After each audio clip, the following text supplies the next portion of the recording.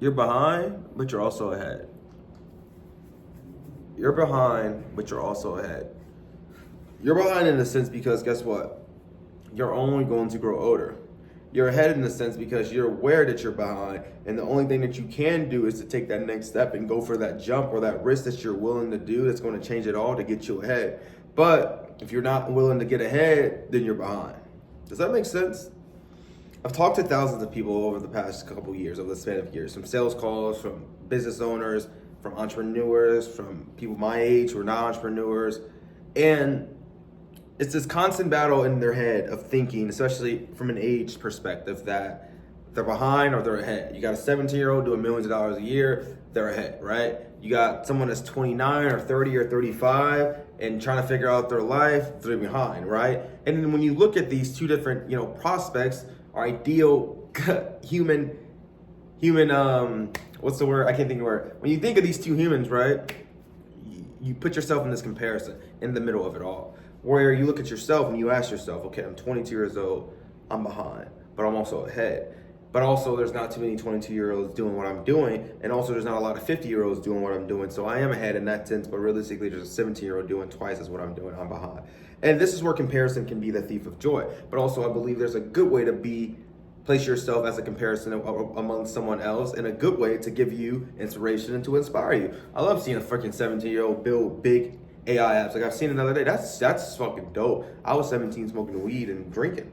But see, that is so as inspiration, bro. It's dope to see that because it just goes to show you like how much opportunity there really is in this world. But for someone else that's older, they look at the 17-year-old where it's like, this guy built $1 million business. He don't know nothing. He don't know shit. And maybe he doesn't. Maybe he doesn't to an extent of life in itself, right? Because I believe wisdom comes from life experience. Wisdom isn't something that's bred from a book and spoken out of a human's mouth. That is not wisdom. That is someone that has wrote the book, that has endured and encountered life experience, that have now wrote it onto paper as their wisdom to give to you to read as inspiration and learn from it. But that is not you speaking wisdom from someone that you quoted from a book. That is their life experience.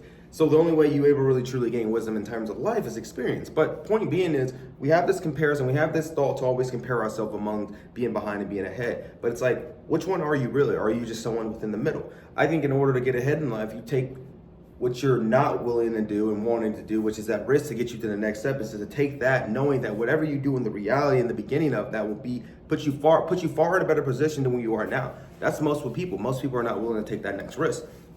Talked to a guy a couple of days ago, and he wanted to change his life. He wanted to change his situation, and he knew that everything that he needed was right in front of him. But guess what he did? He went back to knowing what was comfortable, and comfortability for the past 37 years has kept him where he is. And I asked him, like, dude, realistically, as far as these 37 years of you living on this earth and this thought of wanting to try something new and get out of your comfort zone and make a better life, how much longer are you going to sit in the same position for 37 years? Like, are you going to wait the next 37 years, or are you going to wait until you're in your deathbed wishing you would have started? He was like, yeah. He was like, I don't know. I really don't know. And I'm like, so realistically, you taking the bet on yourself and you taking this opportunity to get you to potentially the dream life that you always dream, do you feel as if you'd probably be in a better position than where you are now from what you're currently doing as far as not doing anything or making that next step? 100%. So where does that leave us then, John? Okay.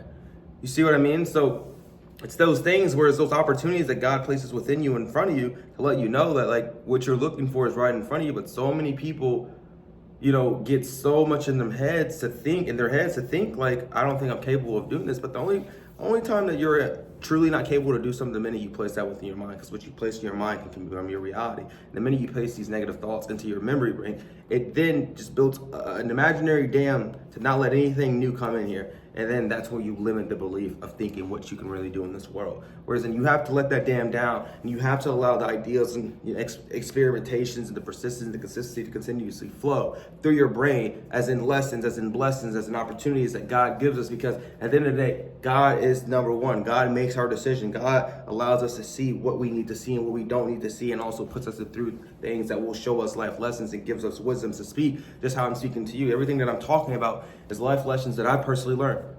And this is me sharing it with you. But you're ahead, but you're behind. See you guys in the next video.